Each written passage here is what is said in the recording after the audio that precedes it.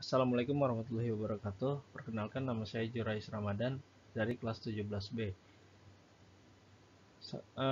NIM saya 427211111117. Dosen yang mengajar mata kuliah pemasaran 2 yaitu Bapak Sri Sukartono Natadiharja SEME. Oke, langsung saja kali ini saya akan menjelaskan bagaimana strategi pemasaran produk ya. Apa itu strategi pemasaran produk? Strategi pemasaran produk adalah rencana detail berisi cara menjual produk ataupun layanan.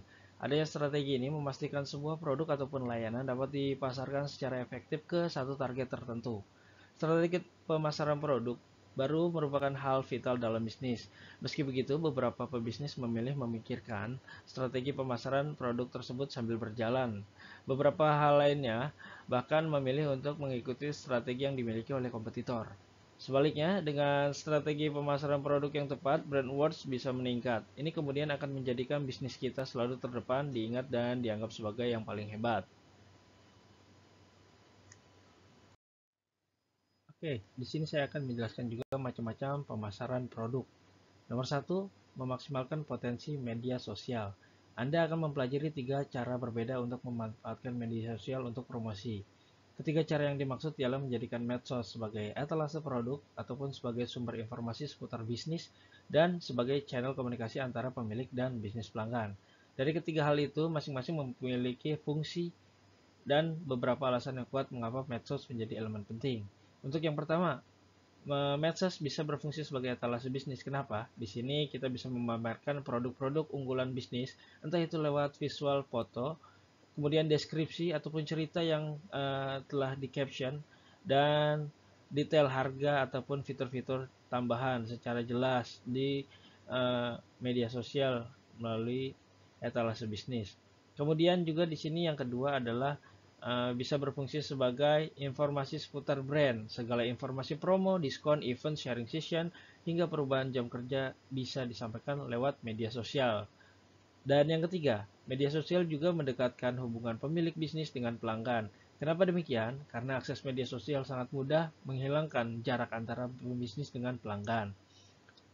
Jika pelanggan memiliki keluhan, maka tak perlu lagi repot menelpon ataupun datang ke kantor. Cukup melakukan menggunakan handphone, salah satunya yaitu dengan mention ataupun mengomentari unggahan-unggahan konten yang di-upload oleh uh, kita si pengusaha ya. Media sosial juga bisa merangkap sebagai fungsi customer service ataupun sebagai layanan tambahan ketika customer ingin melakukan komplain ataupun melakukan pertanyaan seputar informasi yang ingin mereka dapatkan. Untuk bisa memastikan ketiga fungsi ini berjalan secara maksimal, kita tidak boleh lupa untuk kelebihan dan kekurangan masing-masing channel di medsos. Dari situ, kita bisa membuat jenis-jenis konten yang berbeda supaya bisa menonjolkan produk-produk yang kita jual.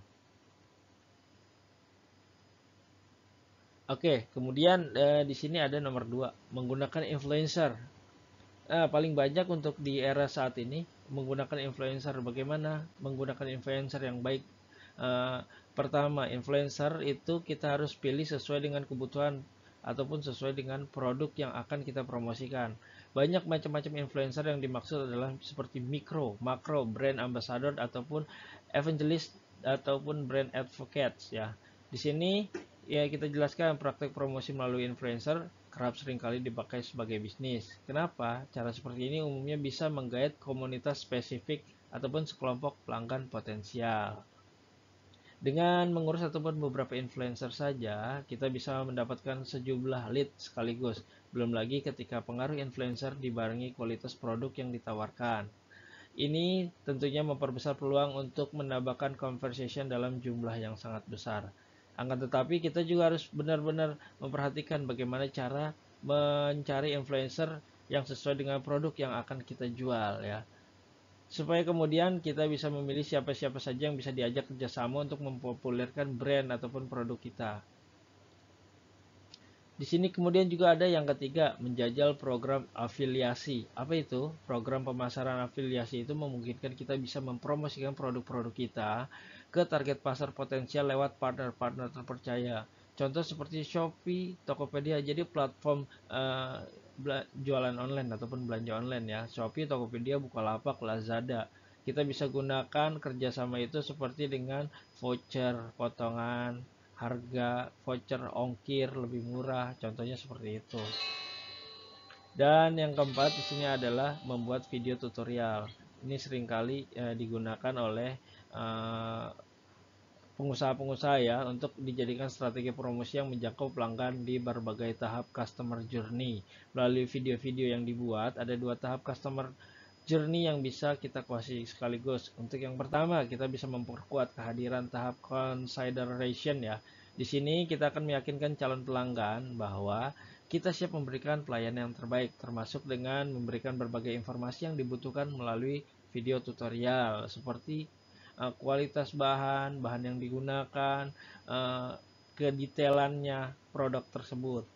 Yang kedua, kita juga akan mengukuhkan present di tahap retention ataupun pembelian kembali. Bisa jadi pelanggan yang sudah membeli produk kita dengan tahu kualitas produk kita seperti apa dan ingin membeli ataupun tertarik kembali untuk membeli produk kita yang lainnya. Yang kelima yang sangat modern sekali adalah blog dan SEO ya. Blog dan SEO ini sangat digunakan untuk sangat mendidik calon-calon pelanggan potensial dengan informasi yang bermanfaat. Blog maupun SEO memastikan bisnis kita memiliki reputasi yang bagus. Tak kalah penting lagi, keduanya membuat bisnis kita sebagai yang terdepan dan paling mudah ditemukan. Contoh, tinggal di Google Search ya. Misalnya kita sebutkan toko kita, misalnya toko baju online. Otomatis Google akan memberikan informasi beberapa referensi alamat website yang tertuju ke alamat toko kita. Seperti itu.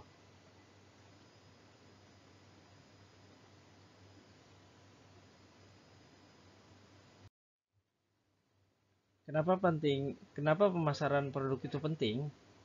Oke, pemasaran sangat penting karena adanya pemasaran produk yang kita buat akan lebih dikenal orang dan akan dicoba orang dan lama-kelamaan orang tersebut akan menjadi konsumen kita. Sebaliknya jika dalam penjualan tidak ada pemasaran produk, maka yang kita buat tidak akan dikenal apalagi mendapatkan konsumen tetap ya.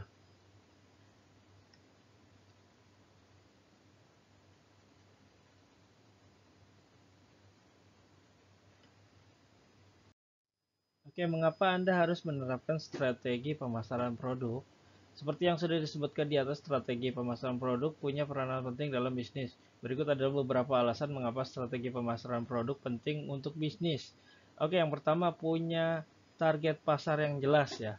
Di sini yang paling jelas itu punya target pasar yang jelas. Hal pertama yang perlu kita lakukan dalam membuat strategi adalah dengan menentukan target pasar. Mengapa? Karena kita tidak bisa menjual produk kepada semua orang. Setiap produk punya segmentasi masing-masing. Dengan strategi pemasaran produk, kita bisa menentukan target pasar yang lebih spesifik dan lebih jelas ya. Lalu di sini ada yang kedua, persuasi target pasar lebih mudah. Apa maksudnya? Dengan target pasar yang lebih jelas, tentu komunikasi lebih lancar. Sebab kita sudah tahu karakteristik target pasar yang kita inginkan. Jadi kita cukup menggunakan bahasa, budaya ataupun kebiasaan yang memang sudah familiar dengan pasar yang sudah menjadi target kita. Kemudian di sini ada yang ketiga, koordinasi tim lebih jelas. Tidak hanya menguntungkan bisnis dari sisi konsumen, strategi di pemasaran produk juga menguntungkan untuk orang-orang yang mengeksekusinya. Dengan adanya strategi yang jelas, koordinasi tim Anda pun lebih terorganisasi. Setiap anggota tim bisa dengan mudah mengetahui seperti apa pasar yang ditargetkan dan langkah-langkah apa saja yang cocok. Jadi, seluruh anggota tim punya persepsi yang sama. Oke, baik. Dari beberapa hal yang telah saya sebutkan tadi tentang strategi pemasaran produk, semoga menjadi informasi yang bermanfaat untuk kita semua dan tentunya untuk menambah nilai saya di ujian UTS ini. Terima kasih. Wassalamualaikum warahmatullahi wabarakatuh. Saya Jurais Ramadan undur diri.